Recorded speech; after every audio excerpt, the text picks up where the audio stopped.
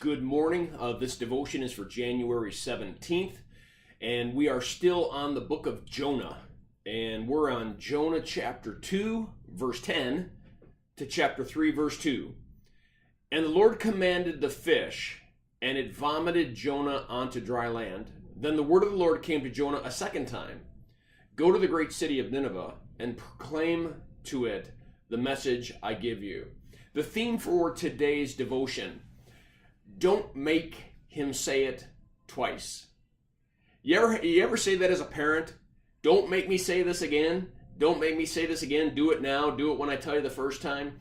It is so interesting as a father who has raised 7 kids and has grandchildren, how easy it is for us to get all freaked out and want to know how come those who should be responding to us don't respond to us when we tell them to do something, even when we know it's for their own good.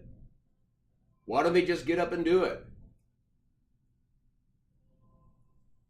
And then I think about our relationship with God and how many times He has told us to go get up and do something or to stop doing something simply because He knows what's best for us.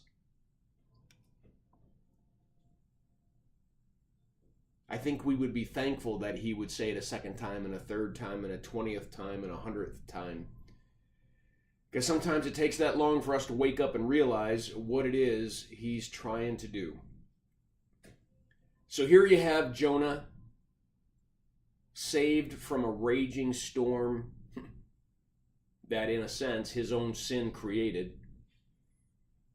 But God used the storm in a huge fish that saved him, spits him out on a dry beach. And it's an amazing story. It's an amazing story of disobedience and God's faithfulness and God's pursuing a sinner and God freeing him and forgiving him. But there's still work to be done. You see, there's still Nineveh.